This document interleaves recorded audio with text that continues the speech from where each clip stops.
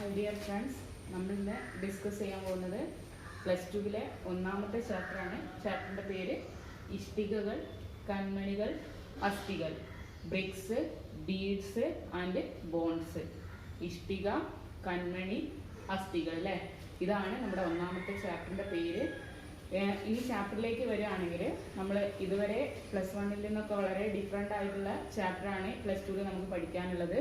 പ്രധാനമായിട്ടും ഹാരപ്പൻ സംസ്കാരത്തോടനുബന്ധിച്ച് വന്നിട്ടുള്ള അതിൻ്റെ സവിശേഷതകൾ, അവരുടെ മൺപാത്ര ശൈലികൾ, അവരുടെ കെട്ടിടങ്ങൾ, അവരുടെ അഴുക്കുചാൽ സംവിധാനങ്ങൾ, അതുപോലെ തന്നെ എന്താണ് അവർ എങ്ങനെയാണ് ശവങ്ങളൊക്കെ അല്ലെങ്കിൽ എന്താണ് അവരുടെ മൃതശരീരങ്ങൾ എങ്ങനെയാണ് അവർ അടക്കം ചെയ്തിട്ടുള്ളത് എന്നത് മാത്രമാണ് നമ്മൾ ഇന്ന് ഈ ഒരു ടോപ്പിക്കിൻ്റെ ഭാഗമായിട്ട് പറയാൻ ഉദ്ദേശിക്കുന്നത്.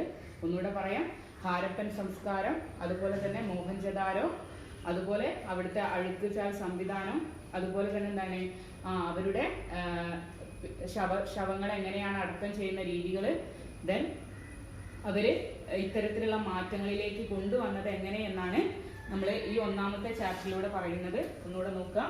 ഇഷ്ടിക, കൺമണികൾ, അസ്ഥികൾ, ബ്രിക്സ്, ബീഡ്സ് ആൻഡ് ബോൺസ് ആണ് നമ്മുടെ ഒന്നാമത്തെ ചാപ്റ്ററിന്റെ പേര്. അതിൽ ആദ്യം തന്നെ നമ്മൾ എടുക്കാൻ ഉദ്ദേശിക്കുന്ന ടോപ്പിക് ഹാരപ്പൻ സംസ്കാരത്തെ കുറിച്ചാണ്.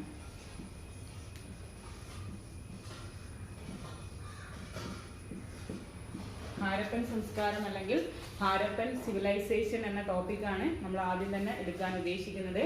പ്രധാനമായിട്ടുള്ള പോയിന്റ്സുകൾ നിങ്ങൾ എന്ത് ചെയ്യാം, നോട്ടിലേക്ക് ഇതിന് സെപ്പറേറ്റ് ആയിട്ട് നോട്ട് വാങ്ങിക്കണം. നോട്ട് നിങ്ങൾ എന്ത് ചെയ്യണം, ആ നോട്ടിൽ പറയുന്ന പ്രധാനപ്പെട്ടിട്ടുള്ള കാര്യങ്ങളൊക്കെ നമ്മൾ പോയിന്റ് വൈസ് തന്നെ നിങ്ങൾ എഴുതി വെക്കുക. അതുപോലെ തന്നെ എന്താണ് നമ്മൾ ക്ലാസ് തുടങ്ങുന്ന സമയത്ത് നമ്മൾ എടുത്തിട്ടുള്ള എല്ലാ ക്ലാസ്സിൻ്റെയും നോട്ട് കൃത്യമായിട്ട് തന്നെ കാണിച്ചു തരണം. പിന്നെ തരാമെന്നൊന്നും പറയരുത്.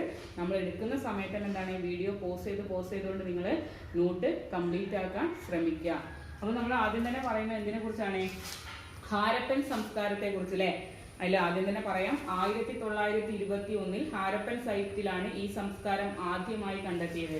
അപ്പോൾ ഹാരപ്പൻ സംസ്കാരത്തെ കുറിച്ച് പറയുകയാണെങ്കിൽ കറക്റ്റ് ആയിട്ട് ഹാരപ്പൻ അല്ലെങ്കിൽ ഹാരപ്പ എന്ന് പറഞ്ഞിട്ടുള്ള സ്ഥലം സ്ഥിതി ചെയ്യുന്നത് എവിടെയാണ്? പാകിസ്ഥാനിലാണ്. എന്ത് സ്ഥിതി ചെയ്യുന്നത്? ഹാരപ്പ എന്ന് പറഞ്ഞിട്ടുള്ള പ്രദേശം സ്ഥിതി ചെയ്യുന്നത്. ഇതിന്റെ ഒരു പ്രത്യേകത എന്ന് പറഞ്ഞാൽ ഈ ഹാരപ്പൻ സൈറ്റിൽ നിന്ന് എന്ത് കണ്ടെത്തിയിട്ടുണ്ട്?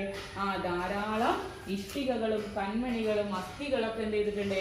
ഹാരപ്പ എന്ന് പറഞ്ഞിട്ടുള്ള സ്ഥലം അല്ലെങ്കിൽ സൈറ്റ് ഖനനം ചെയ്യുന്ന സമയത്ത്, ഖനനം ചെയ്യുക എന്ന് പറഞ്ഞാൽ എന്താണ്, കുഴിച്ചെടുക്കുന്ന സമയത്ത് അതിനടിയിൽ നിന്ന് കിട്ടിയിട്ടുള്ള വസ്തുക്കളാണ് എന്തൊക്കെ? ഇഷ്ടികകള്, കൺമണികള്, അസ്ഥികൾ. അതുകൊണ്ട് തന്നെ ലോകത്തിലെ ഏറ്റവും വലിയ സംസ്കാരമായിട്ട് എന്ത് മാറി? ഹാരപ്പൻ സംസ്കാരം മാറി. ഇത്രയും മനസ്സിലായെന്ന് വിചാരിക്കുന്നു. 1921 ഈ സൈറ്റിന്റെ അല്ലെങ്കിൽ ഹാരപ്പൻ സൈറ്റിലാണ് ഈ സംസ്കാരം ആദ്യമായി കണ്ടെത്തിയത്. നമുക്കറിയാം, സിന്ധു നദി അതിന്റെ പോഷക തീരത്ത് അല്ലെങ്കിൽ സിന്ധു നദിയുടെ തീരത്തായതുകൊണ്ട് തന്നെ ഇതിന് എന്ത് പേരും കൂടെ വിളിക്കുന്നുണ്ട്? സിന്ധു നദീതട സംസ്കാരം എന്നും കൂടെ വിളിക്കുന്നുണ്ട്. ഹാരപ്പൻ സംസ്കാരത്തെ എന്തുകൂടെ വിളിക്കുന്നുണ്ട്? സിന്ധു നദീതട സംസ്കാരം എന്നുകൂടെ വിളിക്കുന്നുണ്ട്. അതിന്റെ പ്രധാന കാരണം എന്താണ്? സിന്ധുവിന്റെ പോഷക നദിയുടെ തീരത്താണ് എന്ത് കണ്ടെത്തിയത്? ഈ ഹാരപ്പൻ സംസ്കാരത്തിന്റെ സൈറ്റ് അല്ലെങ്കിൽ സ്ഥലം ആദ്യമായി കണ്ടെത്തിയത്. അതുകൊണ്ട് ഇതിനെ എന്തുകൂടെ വിളിക്കുന്നത്? സിന്ധു നദീതട സംസ്കാരം എന്നുകൂടെ ഇതിനെ വിശേഷിപ്പിക്കുന്നത്.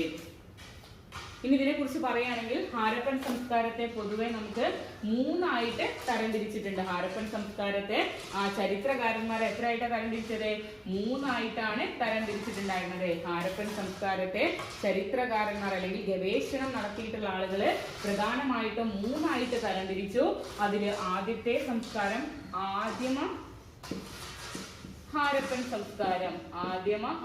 സംസ്കാരം എന്നാണ് ഒന്നാമത്തെ, അല്ലെങ്കിൽ മൂന്നായിട്ട് ഡിവൈഡ് ചെയ്തതിൽ ഒന്നാമത്തത് ആദിമ ഹാരപ്പൻ സംസ്കാരം എന്നും, രണ്ട് പിൽക്കാല ഹാരപ്പൻ സംസ്കാരം എന്നും, രണ്ടാമത്തത് പിൽക്കാല ഹാരപ്പൻ സംസ്കാരം എന്നും, മൂന്നാമതായിട്ട് വികസിത ഹാരപ്പൻ സംസ്കാരം. ഹാരപ്പൻ സംസ്കാരത്തെ പ്രധാനമായിട്ടും ചരിത്രകാരന്മാർ മൂന്നായിട്ടാണ് തരംതിരിച്ചത്. ആദിമ ഹാരപ്പൻ സംസ്കാരം എന്നും, പിൽക്കാല ഹാരപ്പൻ സംസ്കാരം എന്നും, അതുപോലെ തന്നെ എന്താണ് വികസിത ഹാരപ്പൻ സംസ്കാരം എന്നും മൂന്നായിട്ട് തരംതിരിച്ചിട്ടുണ്ട്. ഇനി നമ്മൾ ഡിസ്കസ് ചെയ്യാൻ പോകുന്നത് എന്താണ് ഈ ഹാരപ്പൻ സംസ്കാരത്തിന്റെ പ്രധാനപ്പെട്ടിട്ടുള്ള സവിശേഷതകൾ എന്തൊക്കെയെന്നാണ് ഇനി നോക്കാൻ പോകുന്നത്. ഇത്രയും മനസ്സിലായെന്ന് വിചാരിക്കുന്നു. ഹാരപ്പൻ സംസ്കാരം എവിടെയാണ്? സിന്ധു നദീതടത്തിന്റെ പോഷക അല്ലെങ്കിൽ സിന്ധുവിന്റെ പോഷക നദിയുടെ തീരത്ത് ഉത്ഭവിച്ചത് കൊണ്ട് തന്നെ ഇതിനെ സിന്ധു നദീതട സംസ്കാരം എന്ന് വിളിക്കുന്നുണ്ട്. അതുപോലെ തന്നെ ഹാരപ്പൻ, അതുപോലെ തന്നെ മോഹൻജദാരോ എന്നൊക്കെ പറഞ്ഞാൽ ഈ രണ്ട് പ്രധാനമായിട്ടുള്ള സംസ്കാരം ഉടലെടുത്തത് എവിടെയാണ്? പാകിസ്ഥാനിലാണ് ഉടലെടുത്തിട്ടുണ്ടായിരുന്നത്. അതുകൊണ്ട് തന്നെ എന്താണ്, ഈ ഒരു ഹാരപ്പൻ സൈറ്റിൽ നിന്നും ഇഷ്ടികകളും കൺമണികളും അസ്ഥികളും തുടങ്ങിയിട്ടുള്ള ഒരുപാട് പുരാവസ്തുക്കൾ എവിടെ നിന്ന് കണ്ടെത്തിയിട്ടുണ്ട്? ഈ ഹാരപ്പൻ സൈറ്റിൽ നിന്ന് കണ്ടെത്തിയിട്ടുണ്ട്. അതുകൊണ്ട് തന്നെ ചരിത്രകാരന്മാര് ഓരോ വസ്തുക്കളെയും വേർതിരിക്കാൻ വേണ്ടിയിട്ട് ഇതിനെ മൂന്നായിട്ട് ഡിവൈഡ് ചെയ്തു. ആദിമ ഹാരപ്പൻ സംസ്കാരം, പിൽക്കാല ഹാരപ്പൻ സംസ്കാരം, അതുപോലെ തന്നെ വികസിത ഹാരപ്പൻ സംസ്കാരം. ഇത് രണ്ടും പരീക്ഷയ്ക്ക് ചോദിച്ചിട്ടുണ്ടായിരുന്നു കേട്ടോ. ഇത് രണ്ടും ആദിമ ഹാരപ്പൻ സംസ്കാരം, പിൽക്കാല ഹാരപ്പൻ സംസ്കാരം, ഇത് രണ്ടും എക്സാമിന് ചോദിച്ചിട്ടുണ്ട്. അടുത്തതായിട്ട് നമ്മൾ പറയാൻ ഉദ്ദേശിക്കുന്നത് ഹാരപ്പൻ സംസ്കാരത്തിന്റെ പ്രധാന സവിശേഷതകളാണ്. ഹാരപ്പൻ സംസ്കാരത്തിന്റെ പ്രധാന സവിശേഷതകൾ. ഹാരപ്പൻ സംസ്കാരത്തിലെ ആളുകളെ കുറിച്ച് പറയുകയാണെങ്കിൽ അവരൊരു ഗ്രാമീണ സമൂഹമായിരുന്നു. ഹാരപ്പൻ സംസ്കാരത്തിലെ ജനങ്ങൾ എങ്ങനത്തെ ആളുകളായിരുന്നു? ഗ്രാമീണ അല്ലെങ്കിൽ ഗ്രാമങ്ങളിൽ താമസിക്കുന്ന വളരെ നമ്മള് ഏറ്റവും നമുക്കറിയാം, നമ്മളുടെ ചുറ്റുപാടൊക്കെ അല്ലെങ്കിൽ നമുക്ക് ചുറ്റുപാടൊക്കെ നോക്കിക്കഴിഞ്ഞാൽ എന്താ, ഒരു ഗ്രാമീണ അല്ലെങ്കിൽ ഒരു നാടൻ തനിമ നിലനിർത്തുന്ന ഒരു ഗ്രാമീണ സമൂഹമായിരുന്നു ആര്? ഈ ഹാരപ്പൻ സംസ്കാരത്തിലെ ആളുകൾ. ഗ്രാമീണ സമൂഹർ എന്ന് പറയുമ്പോൾ തന്നെ നമുക്കറിയാം ഈ ഗ്രാമത്തിൽ പ്രധാനമായിട്ട് എന്തൊക്കെ ഉണ്ടാവും? കന്നുകാലി മേയ്ക്കൽ അല്ലെ, കന്നുകാലി മേയ്ക്കൽ. അതുപോലെ തന്നെ എന്താണ്? കൃഷി. കന്നുകാലി മേയ്ക്കലും കൃഷിയുമായിരുന്നു ഹാരപ്പൻ സംസ്കാരത്തിലെ ആളുകളുടെ മുഖ്യ തൊഴിലായിട്ടുണ്ടായിരുന്നത്. ഒന്നുകൂടെ പറയാം, ഹാരപ്പൻ സംസ്കാരത്തിന്റെ സവിശേഷത ഇത് ഇങ്ങനെ തന്നെ എക്സാമിന് ചോദിച്ചിട്ടുണ്ട്. സവിശേഷതകള് ഗ്രാമീണ സമൂഹമായിരുന്നു, കന്നുകാലി മേയ്ക്കൽ ഉണ്ടായിരുന്നു, അവരുടെ പ്രധാന ഉപജീവന മാർഗമായിരുന്നു കന്നുകാലികളെ മേയ്ക്കുക. ദെൻ കൃഷിയിലെ പലതരത്തിലുള്ള കൃഷിയിൽ ഈ ഹാരപ്പൻ സംസ്കാരത്തിലുള്ള ആളുകൾ ഏർപ്പെട്ടിട്ടുണ്ടായിരുന്നു. ദെൻ തേർഡ്, അവര് കൈത്തൊഴിൽ ചെയ്തിട്ടുണ്ടായിരുന്നു. കൈത്തൊഴിൽ എന്നതുകൊണ്ട് ഉദ്ദേശിക്കുന്നത് എന്താണ്? അവര് പലതരത്തിലുള്ള അവർക്ക് എന്താണ് ആവശ്യമുള്ള മൺചട്ടികളും മറ്റുള്ള കാര്യങ്ങളൊക്കെ എന്ത് ചെയ്തിട്ടുണ്ട്? അവർ സ്വന്തമായി തന്നെ വികസിപ്പിച്ചെടുത്തിട്ടുണ്ട്. ദെൻ അവര് മൺപാത്ര നിർമ്മാണത്തിൽ വിദഗ്ധരായിരുന്നു. മൺപാത്ര നിർമ്മാണത്തില് അവര് വിദഗ്ധരായിരുന്നു. ഒന്നുകൂടെ പറയാം, ഹാരപ്പൻ സംസ്കാരത്തിന്റെ സവിശേഷതകളാണ് പറയുന്നത്, ക്യാരക്ടറിസ്റ്റിക്സ് ആണ് പറയുന്നത്. അവരെന്താണ്, അവര് ഒരു ഗ്രാമീണ സമൂഹമായിട്ടായിരുന്നു ജീവിച്ചിട്ടുണ്ടായിരുന്നത്. കന്നുകാലി മേയ്ക്കലായിരുന്നു. അതുപോലെ കന്നുകാലി മേയ്ക്കലും കൃഷിയും, അതുപോലെ തന്നെ അവർക്ക് പലതരത്തിലുള്ള കൈത്തൊഴിലുകളും, അതുപോലെ തന്നെ അവരുടെ ഉപജീവന മാർഗത്തിനായിട്ട് അവര് കുറച്ച് ആളുകൾ എന്തുകൂടെ നിർമ്മിച്ചിട്ടുണ്ട്? മൺപാത്ര നിർമ്മാണത്തിലും അവര് ഏർപ്പെട്ടിട്ടുണ്ടായിരുന്നു. ഇനി ഇവരുടെ വീടിനെ കുറിച്ച് പറയുകയാണെങ്കിൽ, വീട് എന്ന് പറഞ്ഞാൽ എന്താണ്? നമ്മൾ ഇന്ന് കാണുന്ന പോലെയുള്ള വീടല്ല. താരതമ്യേന ചെറിയ വീടുകളായിരുന്നു ഉണ്ടായിരുന്നത്. താരതമ്യേന ചെറിയ വീടുകളായിരുന്നു എവിടെ ഉണ്ടായിരുന്നത്? ഗ്രാമങ്ങളിൽ. നഗരങ്ങളെ സംബന്ധിച്ച് നോക്കുകയാണെങ്കിൽ ഗ്രാമങ്ങളില് ചെറിയ ചെറിയ വീടുകളായിരുന്നു ഉണ്ടായിരുന്നത്. അതുകൊണ്ട് തന്നെ എന്താണ്, ഇവരുടെ ഏറ്റവും വലിയ സവിശേഷത എന്ന് പറഞ്ഞാൽ എന്താണ്? അവര് ധാരാളമായിട്ട് എന്ത് ചെയ്തിട്ടുണ്ട്? ഈ ഒരു കാലഘട്ടത്തിൽ അല്ലെങ്കിൽ ഹാരപ്പൻ സംസ്കാരത്തിന്റെ പ്രധാന സവിശേഷത എന്ന് പറഞ്ഞാല് നഗരങ്ങളുടെ അല്ലെങ്കിൽ നഗര കേന്ദ്രങ്ങളുടെ വികസനമാണ്. നഗര കേന്ദ്രങ്ങളുടെ വികസനമാണ് എന്ത് ചെയ്തത്? ഹാരപ്പൻ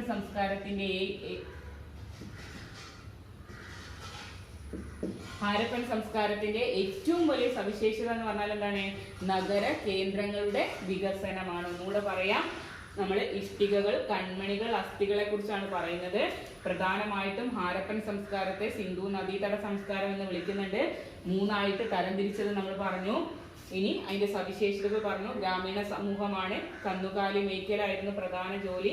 അത് മാത്രമല്ല കൃഷിയിൽ അവർ ഏർപ്പെട്ടിട്ടുണ്ട്, കൈത്തൊഴിലുകൾ അവർ ചെയ്തിട്ടുണ്ടായിരുന്നു, മൺപാത്ര നിർമ്മാണത്തിൽ വളരെ വിദഗ്ധരായിരുന്നു അവര്. താരതമ്യേന ചെറിയ വീടുകളായിരുന്നു അവർക്ക് ഉണ്ടായിരുന്നത്. അതുകൂടാതെ ഗ്രാമത്തിന്റെ ഏറ്റവും വലിയ സവിശേഷതയെങ്കിൽ ഹാരപ്പൻ സംസ്കാരത്തിന്റെ ഏറ്റവും വലിയ സവിശേഷത എന്ന് പറഞ്ഞാൽ എന്താണ്? നഗര കേന്ദ്രങ്ങളുടെ വികസനമായിരുന്നു.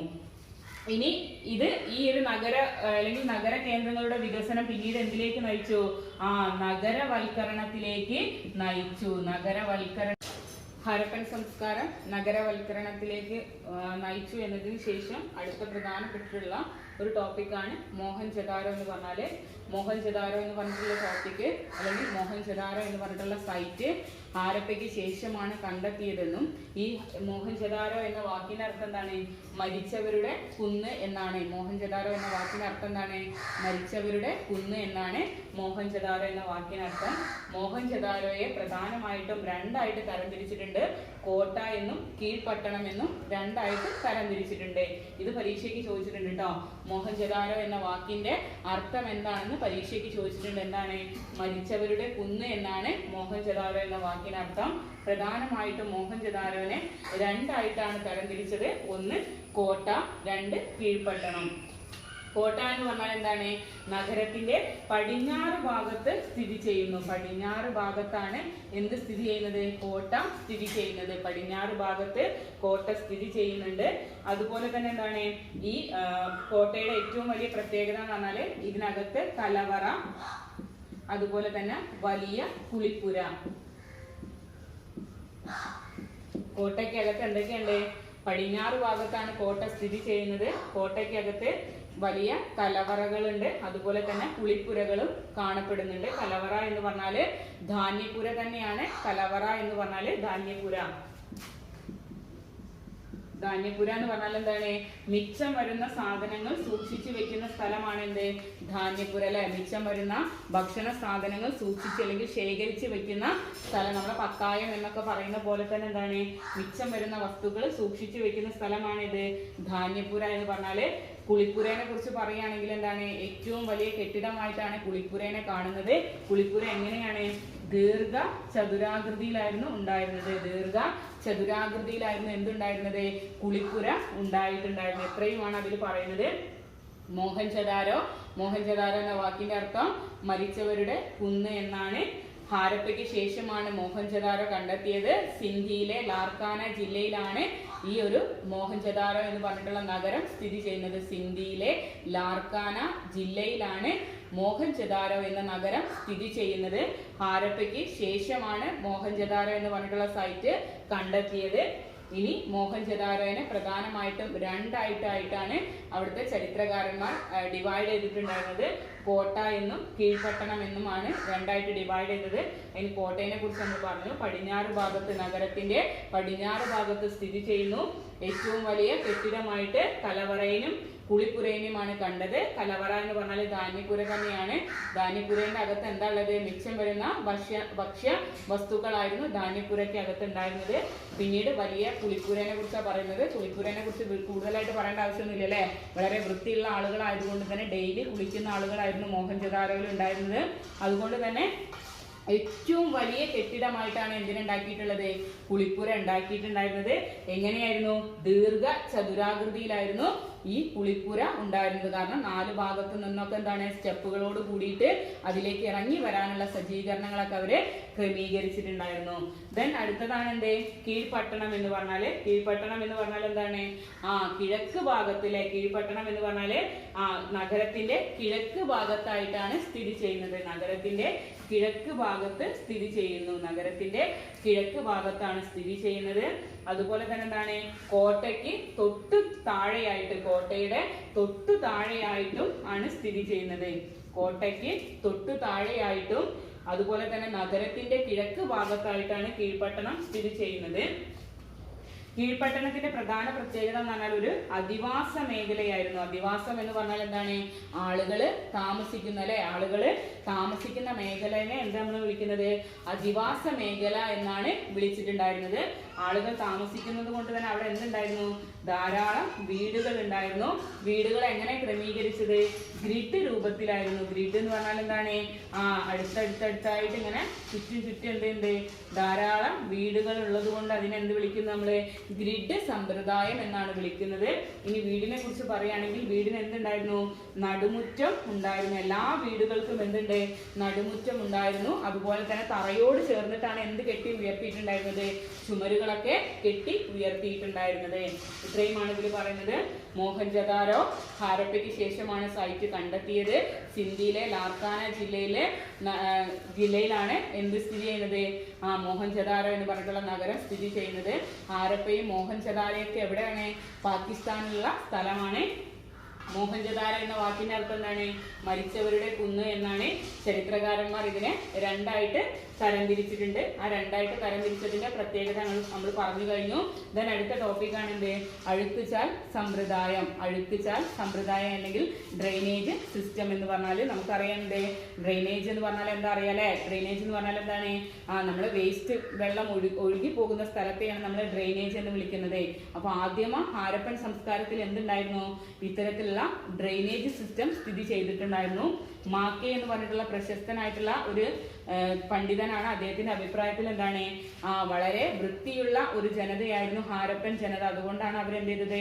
നഗരങ്ങളെയും ഗ്രാമങ്ങളെയും തമ്മിൽ ബന്ധിപ്പിക്കുന്ന രീതിയിൽ എന്ത് പണിതിട്ടുണ്ടായിരുന്നത്? ഈ ഒരു അഴുക്കുചാൽ സമ്പ്രദായം നിർമ്മിച്ചിട്ടുണ്ടായിരുന്നത്. ചുട്ട ഇഷ്ടിക കൊണ്ടാണ് എന്തുണ്ടാക്കിയിട്ടുള്ളത്? ഈ ഒരു അഴുക്കുചാൽ അതിന്റെ അടിഭാഗമൊക്കെ എന്ത് ചെയ്തിട്ടുണ്ട്? ചുട്ട ഇഷ്ടിക കൊണ്ട് നല്ല ഉറപ്പുള്ള കാഠിന്യം കിട്ടാൻ വേണ്ടിയിട്ട് അവര് ചുട്ട ഇഷ്ടിക കൊണ്ടാണ് എന്ത് നിർമ്മിച്ചിട്ടുള്ളത്? ഈ അഴുക്കുചാൽ രീതി നിർമ്മിച്ചിട്ടുണ്ടായിരുന്നത്. അതുകൊണ്ട് തന്നെ എന്താണ്? ആഴ്ചകളിലോ അല്ലെങ്കിൽ മാസങ്ങളിലോ ഈ അഴുക്കുചാൽ ക്ലീൻ ചെയ്യാൻ വേണ്ടിയിട്ട്, വെറുതെ വെള്ളം കെട്ടിക്കിടന്ന് മണക്കാൻ വേണ്ടിയിട്ടല്ല, അതിനെ വൃത്തിയുള്ളതാക്കാൻ വേണ്ടിയിട്ട് എന്ത് ചെയ്തു? കുറച്ച് ഗ്യാപ്പ് വിട്ടിട്ട് അവരെന്തുണ്ടാക്കിയിട്ടുണ്ടായിരുന്നു? മാൻ ഹോൾ അല്ലെങ്കിൽ ആൾത്തുളകൾ അവര് ഉണ്ടാക്കിയിട്ടുണ്ട്. ആൾത്തുള എന്ന് പറഞ്ഞാൽ എന്താണ്? ആളുകൾക്ക് ഈ മാൻഹോളിലൂടെ ഇറങ്ങിയിട്ട് അതിൻ്റെ ഉള്ളിലൊക്കെ വൃത്തിയാക്കാൻ വേണ്ടിയിട്ടുള്ള സജ്ജീകരണത്തിന് വേണ്ടിയിട്ട് ഗ്യാപ്പ് ഇട്ടിട്ട് അവർ എന്ത് ചെയ്തിട്ടുണ്ട്? ഈ മാൻഹോളുകൾ നിർമ്മിച്ചിട്ടുണ്ട്. അതുകൊണ്ട് തന്നെ ഇത് വൃത്തിയാക്കാൻ അല്ലെങ്കിൽ ക്ലീൻ ചെയ്യാൻ വേണ്ടിയിട്ട് എന്ത് ചെയ്തിട്ടുണ്ട്? പ്രത്യേകം ആളുകളെയൊക്കെ അവര് സജ്ജമാക്കിയിട്ടുണ്ട്. അപ്പൊ അത്രയും വൃത്തിയുള്ള ആളുകളാണ് ആര്? മോഹൻജദാരോയിലും ഹാരപ്പയിലും ഉണ്ടായിരുന്നത്. ഇത്രയും മനസ്സിലായെന്ന് വിചാരിക്കുന്നു. അടുത്ത ടോപ്പിക്ക് ഇവരുടെ ഉപജീവന മാർഗമാണ് അല്ലെങ്കിൽ ഉപജീവനം. അവർക്ക് ഇങ്ങനെ അഴുക്കുചാലും കൃഷിയൊക്കെ ചെയ്ത് ജീവിച്ചാൽ മതിയോ? അവർക്ക് എന്തെങ്കിലും ഭക്ഷണ പദാർത്ഥങ്ങൾ കണ്ടെത്തേണ്ട. അപ്പൊ അവരുടെ ഭക്ഷണ പദാർത്ഥം അല്ലെങ്കിൽ അവരുടെ ഉപജീവന മാർഗത്തെ കുറിച്ചാണ് അടുത്തതായിട്ട് നമുക്ക് പറയാനുള്ളത്. ഓക്കെ ഡിയർ ഫ്രണ്ട്സ്, അടുത്തതായിട്ട് നമ്മുടെ ടോപ്പിക്ക് ഉപജീവന തന്ത്രങ്ങളാണ്. ഉപജീവന തന്ത്രം എന്ന് പറഞ്ഞാൽ എന്താണ്? അവരുടെ ഭക്ഷണ പദാർത്ഥത്തെയാണ്. പരീക്ഷയ്ക്ക് ഇത് ഒരു പ്രാവശ്യം എന്നല്ല, പബ്ലിക് എക്സാമിന് ചോദിച്ചിട്ടുണ്ട് കേട്ടോ. ഹാരപ്പൻ ജനതയുടെ ഉപജീവന തന്ത്രങ്ങൾ എന്ന് ചോദിച്ചാൽ ഇവര് പ്രധാനമായിട്ടും അവർ കഴിച്ചിരുന്ന ഭക്ഷണത്തെ അവര് രണ്ട് കാറ്റഗറായിട്ട് അല്ലെങ്കിൽ രണ്ട് രീതിയിൽ അവര് ഡിവൈഡ് ചെയ്തിട്ടുണ്ടായിരുന്നു. ഒന്ന് സസ്യോൽപ്പന്നം എന്ന് പറഞ്ഞാൽ എന്താണ്? പച്ചക്കറികൾ മാത്രം ഉപയോഗിക്കുന്ന ആളുകളെ സസ്യോൽപ്പന്നം എന്നും, അതുപോലെ മാംസ്യം ഉപയോഗിക്കുന്ന ആളുകളെ മാംസോൽപ്പന്നം എന്നും രണ്ടായിട്ട് അവർ ഡിവൈഡ് ചെയ്തിട്ടുണ്ട്. ആദ്യമ ഹാരപ്പൻ സംസ്കാരത്തിലെ ആളുകൾ കഴിക്കുന്ന ഭക്ഷണത്തിനനുസരിച്ച് അതിനെ രണ്ട് രീതിയിൽ അവർ ക്രമീകരിച്ചു. ഒന്ന് സസ്യങ്ങൾ മാത്രം കഴിക്കുന്ന ആളുകളെ സസ്യോൽപ്പന്നം, അല്ലെങ്കിൽ രണ്ടാമതായിട്ട് മാംസോൽപ്പന്നം. അതിൽ സസ്യോൽപ്പന്നത്തില് അവര് ഗോതമ്പ്, ബാർലി, നെല്ല്, തിന, കടുക്, പട്ടാണി, പയറുവർഗം, പഴം എന്നിവ അവര് കൃഷി ചെയ്തിട്ടുണ്ട്. വാഴ എന്നിവ എന്ത് ചെയ്തിട്ടുണ്ട്? അവര് കൃഷി ചെയ്തിട്ടുണ്ടായിരുന്നു. ഒന്നുകൂടെ പറയാം. സസ്യോൽപ്പന്നങ്ങളായിട്ടുള്ള ഗോതമ്പ്, ബാർലി, നെല്ല്, തിന, കടുക്, പട്ടാണി, പയറുവർഗം, അതുപോലെ തന്നെ പഴം എന്നിവ അവര് കൃഷി ചെയ്തിട്ടുണ്ടായിരുന്നു. അതുകൊണ്ട് തന്നെ എന്താണ്? ഒരു വിഭാഗം ആളുകള് സസ്യോൽപ്പന്നങ്ങൾ കൃഷി ചെയ്തിട്ടുണ്ടായിരുന്നു. ദെൻ മാംസ്യോൽപ്പന്നത്തിൽ എന്തൊക്കെയാ വരുന്നത്? മത്സ്യം, കന്നുകാലി, ചെമ്മരിയാട്, കോലാട്, പോത്ത്, പന്നി, കാട്ടുപന്നി, മാൻ, ഗാരിയൽ, കോഴി വിഭാഗങ്ങളെയാണ് നമ്മൾ എന്ത് വിളിക്കുന്നത്? മാംസോൽപ്പന്നങ്ങൾ എന്ന് വിശേഷിപ്പിക്കുന്നത്. ഇതിൽ ചില മൃഗങ്ങൾ അവര് വേട്ടയാടുകയും ഭക്ഷണമാക്കുകയും ചിലതിനെ അവരെന്ത് ചെയ്തിട്ടുണ്ട്? വീട്ടിൽ വളർത്തുന്ന അല്ലെങ്കിൽ വളർത്തു മൃഗങ്ങളായിട്ട് അവര് ഉപയോഗിച്ചിട്ടുണ്ടായിരുന്നു. ഒന്നുകൂടെ പറയാം. മത്സ്യം, കന്നുകാലി, ചെമ്മരിയാട്, കോലാട്, പോത്ത്, പന്നി, കാട്ടുപന്നി, മാൻ, ഗാരിയൽ, കോഴി എന്നീ വിഭാഗങ്ങളെ അവരെന്ത് ചെയ്തിട്ടുണ്ട്? വളർത്തുകയും അതിനെ തന്നെ ഭക്ഷണമാക്കുകയും ചെയ്തിട്ടുണ്ടായിരുന്നു. ഇത്രയും മനസ്സിലായെന്ന് വിചാരിക്കുന്നു. ഇതിനെയാണ് നമ്മൾ ഉപജീവന തന്ത്രങ്ങൾ എന്നതുകൊണ്ട് ഉദ്ദേശിക്കുന്നത്. ദെൻ അടുത്ത ടോപ്പിക്കിലേക്ക് അവരുടെ കാർഷിക സാങ്കേതിക വിദ്യയെ കുറിച്ചാണ് പറയുന്നത്. കാർഷിക സാങ്കേതിക വിദ്യ എന്ന് പറഞ്ഞാൽ എന്താണ്? കൃഷിയിൽ അവർ ഉപയോഗിച്ചിട്ടുള്ള വസ്തുക്കളെയാണ് നമ്മൾ എന്ത് വിളിക്കുന്നത്? കാർഷിക സാങ്കേതിക വിദ്യകൾ എന്ന് ഉപയോഗിക്കുന്നത് അല്ലെ. പണ്ട് കാളേനെ വെച്ചൊക്കെ നിലം ഉഴുതു മറിഞ്ഞ സമയത്ത് പിന്നീട് എന്ത് ചെയ്തു? അല്ലെങ്കിൽ പിന്നീട് ട്രാക്ടറുകളൊക്കെ വന്നു അല്ലെ. അതുപോലെ അവരെന്താണ് അവര് കൈക്കോട്ടൊക്കെ വെച്ച് നിലം ഉഴുതു മറിച്ച സമയത്ത് എന്ത് ചെയ്ത് അവര് ആ ഒരു മേഖലയിൽ കൃഷിയിൽ വന്നിട്ടുള്ള മാറ്റങ്ങളെയാണ് നമ്മുടെ കാർഷിക സാങ്കേതിക വിദ്യ എന്ന് പറയുന്നത്. പ്രധാനമായിട്ട് എന്ത് ചെയ്തിട്ടുണ്ട്? ഗോതമ്പ്, ബാർലി, നെല്ല്, തിന, കടുക്, പട്ടാണി, പയറുവർഗം, പഴം എന്നിവ അവരെന്ത് ചെയ്തിട്ടുണ്ട്? കൃഷി ചെയ്തിട്ടുണ്ട്. ഈ സസ്യോൽപ്പന്നങ്ങളില് ഇവര് കൃഷി ചെയ്തിട്ടുള്ള അതേ സാധനങ്ങള് ഈ സാങ്കേതിക വിദ്യ എന്ന് പറഞ്ഞിട്ടുള്ള ടോപ്പിക്കിന്റെ താഴെ എഴുതിയിട്ട് എന്ത് ചെയ്തുക? ഇതെല്ലാം അവര് കൃഷി ചെയ്തിട്ടുണ്ടായിരുന്നു എന്ന് എഴുതി വെക്കുക. ഒന്നുകൂടെ പറയാം. സസ്യോൽപ്പന്നങ്ങളിൽ നമ്മൾ നേരത്തെ പറഞ്ഞിട്ടുള്ള സസ്യോൽപ്പന്നങ്ങളിൽ നമ്മൾ പറഞ്ഞിട്ടുള്ള ഇത്രയും കാര്യങ്ങളിലെ ഗോതമ്പ്, ബാർലി, നെല്ല്, തിന, കടുക്, പട്ടാണി, പഴവർഗം തുടങ്ങിയ കിഴങ്ങ് വർഗ്ഗങ്ങളൊക്കെ എന്ത് ചെയ്തിട്ടുണ്ട്? അവര് കൃഷി ചെയ്തിട്ടുണ്ടായിരുന്നു. കാർഷിക സാങ്കേതിക വിദ്യ ഉപയോഗിച്ച് അവര് കൃഷി ചെയ്തിട്ടുണ്ടായിരുന്നു. നിലം ഉഴുതു മറിക്കാൻ വേണ്ടിയിട്ട് കാള, കലപ്പ എന്നിവ അവർ ഉപയോഗിച്ചിട്ടുണ്ടായിരുന്നു. നിലം ഉഴുതു മറിക്കാൻ വേണ്ടിയിട്ട് കാള, കലപ്പ എന്നിവ അവർ ഉപയോഗിച്ചിട്ടുണ്ടായിരുന്നു. അതുപോലെ തന്നെ എന്താണ്? ഒരു കൃഷി സ്ഥലത്ത് വ്യത്യസ്ത വിളകൾ അവര് ഒരുമിച്ച് കൃഷി ചെയ്തിട്ടുണ്ടായിരുന്നു. ഒരേ വിളകളല്ല, വ്യത്യസ്ത തരത്തിലുള്ള വിളകളും അവരെന്ത് ചെയ്തിട്ടുണ്ട്? കൃഷി ചെയ്തിട്ടുണ്ടായിരുന്നു. അർദ്ധ ഊഷര ഭൂമികളാണ്. പരീക്ഷയ്ക്ക് ചോദിച്ചിട്ടുണ്ട് കേട്ടോ. എന്തുകൊണ്ടാണ് ഹാരപ്പൻ സംസ്കാരത്തെ അർദ്ധ ഊഷര ഭൂമികൾ എന്ന് വിളിക്കാനുള്ള കാരണം? അർദ്ധ ഊഷര ഭൂമി എന്ന് പറഞ്ഞാൽ എന്താണ്? വെള്ളത്തിന്റെ ലഭ്യത കുറവിനെയാണ് നമ്മൾ എന്ത് വിളിക്കുന്നത്? അർദ്ധ ഊഷര ഭൂമികൾ, അല്ലെങ്കിൽ വെള്ളം കിട്ടാത്ത ഒരു പ്രദേശത്തെയാണ് നമ്മൾ അർദ്ധ ഊഷര ഭൂമികൾ എന്ന് വിളിക്കുന്നത്. സ്വാഭാവികമായിട്ടും വെള്ളത്തിന്റെ ലഭ്യത കുറവായതുകൊണ്ട് അവരെന്ത് ചെയ്തു? ഇത്രയും കൃഷി ചെയ്യണം അല്ലെ. അതിന് വേണ്ടിയിട്ട് വെള്ളം ധാരാളം വേണം. അതിനു വേണ്ടിയിട്ട് അവരെന്ത് ചെയ്തു? അവർ ജലസേചനത്തിനായിട്ട് കിണറുകളും തോടുകളൊക്കെ അവര് കുഴിച്ചിട്ടുണ്ടായിരുന്നു. കിണറുകളും തോടുകളൊക്കെ ആശ്രയിച്ചിട്ടായിരുന്നു, അല്ലെങ്കിൽ അതൊക്കെ നിർമ്മിച്ചുകൊണ്ടാണ് അവർ കൃഷി ചെയ്തിട്ടുള്ള മേഖലകളിലേക്കൊക്കെ വെള്ളം എത്തിച്ചിട്ടുണ്ടായിരുന്നത്. മനസ്സിലായെന്ന് വിചാരിക്കുന്നു. ഉപജീവന തന്ത്രങ്ങൾ നമ്മൾ പറഞ്ഞു. അതിൽ സസ്യോൽപ്പന്നം, മാംസോൽപ്പന്നങ്ങളെ കുറിച്ചൊക്കെ പറഞ്ഞു. ദെൻ കാർഷിക സാങ്കേതിക വിദ്യയില് നമ്മൾ സസ്യോൽപ്പന്നത്തിൽ പറഞ്ഞിട്ടുള്ള അതേ സാധനങ്ങൾ തന്നെയാണ് അവര് കാർഷിക സാങ്കേതിക വിദ്യ ഉപയോഗിച്ചിട്ട് അവര് കൃഷി ഒന്നും കൂടെ എന്ത് ചെയ്തു? വിളവ് വർദ്ധിപ്പിക്കാൻ വേണ്ടിയിട്ട് കാർഷിക സാങ്കേതിക വിദ്യ ഒക്കെ ഉപയോഗിച്ചുകൊണ്ട് അവർ കൃഷി ചെയ്തു. കൃഷിയിലെ നിലം ഒരുക്കാൻ വേണ്ടിയിട്ട് കാള, കലപ്പ എന്നിവ അവർ ഉപയോഗിച്ചു. വ്യത്യസ്ത വിളകൾ അവർ ഒരുമിച്ച് കൃഷി ചെയ്തിട്ടുണ്ടായിരുന്നു. അർദ്ധ ഊഷര ഭൂമികളായിരുന്നു ഹാരപ്പൻ സംസ്കാരത്തിൽ ഉണ്ടായിരുന്നത്. എന്ന് വെച്ചാൽ എന്താണ്? വെള്ളം കിട്ടാത്ത മേഖലകളെയാണ് നമ്മൾ അർദ്ധ ഊഷര ഭൂമികൾ എന്ന് വിളിക്കുന്നത്. അതുകൊണ്ട് തന്നെ അവരെന്ത് ചെയ്തു? ജലസേചനത്തിനായിട്ട് കിണറുകളും തോടുകളൊക്കെ അവര് നിർമ്മിച്ചിട്ടുണ്ടായിരുന്നു.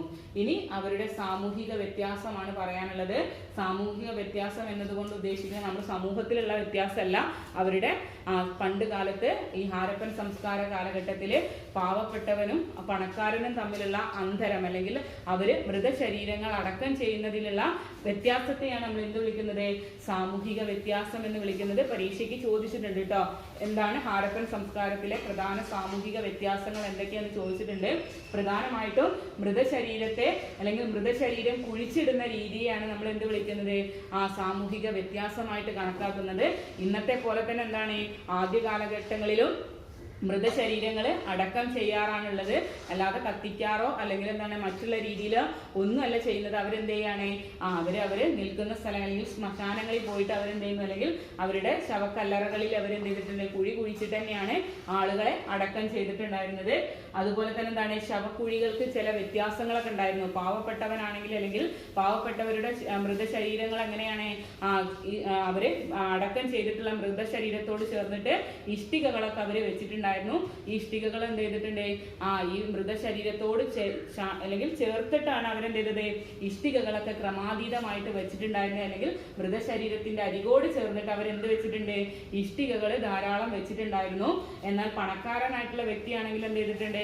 ഒന്നും കൂടെ അല്ലെങ്കിൽ മറ്റൊരു രീതിയിൽ ക്രമീകരിച്ചിട്ടായിരുന്നു ഉണ്ടാക്കിയിട്ടുണ്ടായിരുന്നു. അപ്പൊ പാവപ്പെട്ടവനും പണക്കാരനും തമ്മിലുള്ള വ്യത്യാസം എവിടെ വരെ ഉണ്ടായിരുന്നു? അവരുടെ മൃതശരീരം അടക്കം ചെയ്യുന്ന രീതിയിൽ വരെ ഉണ്ടായിട്ടുണ്ടായിരുന്നു. അതുകൂടാതെ പാവപ്പെട്ടവന്റെ ശവക്കല്ലറയില് അല്ലെങ്കിൽ ശവക്കല്ലറയോട് ചേർന്നിട്ട് ഇഷ്ടികകളാണെങ്കിൽ പണക്കാരനായിട്ടുള്ള വ്യക്തിയുടെ മൃതശരീരത്തോടൊപ്പം എന്തൊക്കെ ആഭരണങ്ങള്, വളകള്, സ്വർണ്ണാഭരണങ്ങളും വളകളും മറ്റുള്ള മൺപാത്രങ്ങളും, അതുപോലെ അവർക്ക് മരണാനന്തര ജീവിതം ഉണ്ടെന്നുള്ള ഒരു വിശ്വാസം അവരിൽ ഉള്ളത് കൊണ്ട് തന്നെ എന്താണ്, മരണം കഴിഞ്ഞതിന് ശേഷം അല്ലെങ്കിൽ അവരുടെ ശവത്തോടൊപ്പം അവരെന്ത് ചെയ്തിട്ടുണ്ട്, മൺപാത്രങ്ങളും അരികളും സ്വർണ്ണാഭരണങ്ങളൊക്കെ എന്ത് ചെയ്തിട്ടുണ്ട്, അടക്കം ചെയ്തിട്ടുണ്ടായിരുന്നു. അങ്ങനെ അടക്കം ചെയ്യാനുള്ള പ്രധാന കാരണം എന്താണ്, ഈ ഒരു മരണാനന്തര ജീവിതം, മരണം കഴിഞ്ഞിട്ട് അല്ലെങ്കിൽ ഒരു ജന്മം കൂടെ ഉണ്ട് എന്നുള്ളൊരു വിശ്വാസം ഉള്ളത് കൊണ്ട് തന്നെ എന്താണ്, പണക്കാരനായിട്ടുള്ള ആളുകളുടെ മൃതശരീരങ്ങളിൽ അല്ലെങ്കിൽ മൃതശരീരം അടക്കം ചെയ്യുന്ന സ്ഥലത്ത് ധാരാളം സ്വർണ്ണാഭരണങ്ങളും അവരുടെ ശവത്തോടൊപ്പം അവര് വെച്ചിട്ടുണ്ടായിരുന്നു. അപ്പൊ ഒന്നുകൂടെ പറയാം, സാമൂഹിക വ്യത്യാസത്തിൽ അവരുടെ മൃതശരീരത്തെ കുറിച്ചാണ് പറയുന്നത്. എല്ലാരെ പോലെ മൃതശരീരം ഹാരപ്പൻ സംസ്കാരത്തിലുള്ള ആളുകൾ കുഴിച്ചിടാറാണുള്ളത്. പിന്നെ അവര് കുഴിച്ചിടുന്ന ശവത്തിനോട് ഒപ്പം ചേർന്നിട്ട്, അരികോട് ചേർന്നിട്ട് എന്ത് വെച്ചിട്ടുണ്ടായിരുന്നു, ഇഷ്ടികകൾ അവർ വെച്ചിട്ടുണ്ടായിരുന്നു. ആഭരണങ്ങളും അതുപോലെ വളകൾ, സ്വർണ്ണാഭരണങ്ങളൊക്കെ വെച്ചിട്ടുള്ളത് ആരുടെ ശവക്കല്ലറയിലാണ്, പണക്കാരന്റെ ശവക്കല്ലറയിലായിരുന്നു അവർ വെച്ചിട്ടുണ്ടായിരുന്നത്. മൺപാത്രങ്ങളൊക്കെ അവർ വെച്ചിട്ടുണ്ട്. പിന്നീട് നമ്മളൊരു വീട്ടിൽ ഉപയോഗിക്കുന്ന എല്ലാ വസ്തുക്കളും അതിനോടൊപ്പം അടക്കം ചെയ്തിട്ടുണ്ടായിരുന്നു. ഓക്കെ, നമ്മൾ ഇന്ന് ഇത്രയുമാണ് ഡിസ്കസ് ചെയ്തത്. ഒന്നുകൂടെ പറയാം, ഹാരപ്പൻ സംസ്കാരത്തിന്റെ സവിശേഷതകള്, അഴുക്കുചാൽ സംവിധാനത്തെ കുറിച്ച് പറഞ്ഞു. ദെൻ കോട്ട, കീഴ്പട്ടണം ഒക്കെ അതിൽ ഉൾപ്പെടുന്നതാണ് കേട്ടോ. പിന്നീട് നമ്മൾ എന്തൊക്കെ പറഞ്ഞു, ഉപജീവന തന്ത്രങ്ങളെ കുറിച്ച് പറഞ്ഞു, കാർഷിക സാങ്കേതിക വിദ്യയെ കുറിച്ച് പറഞ്ഞു, സാമൂഹിക വ്യത്യാസങ്ങളെ കുറിച്ച് പറഞ്ഞു. ഇനി ഇതിന്റെ അടുത്ത ടോപ്പിക് എന്ത് ചെയ്യാം, നമുക്ക് അടുത്ത ക്ലാസ്സിൽ ഡിസ്കസ് ചെയ്യാം. അതിനു മുന്നേ ഈ പറയുന്ന കാര്യങ്ങള് നോട്ടിൽ നിങ്ങളുടേതായിട്ടുള്ള രീതിയിൽ എഴുതി വെക്കുക. അതുപോലെ തന്നെ എന്താണ്, നോട്ട് പ്രധാനപ്പെട്ടിട്ടുള്ള പോയിന്റുകളൊക്കെ അണ്ടർലൈൻ ചെയ്ത് വെക്കുക. അതുപോലെ തന്നെ എന്നാണ് നമ്മൾ ക്ലാസ് തുടങ്ങുന്നത് അന്ന് ഈ നോട്ടുമായിട്ട് നിങ്ങൾ ക്ലാസ്സിലേക്ക് വരിക. ഓക്കെ.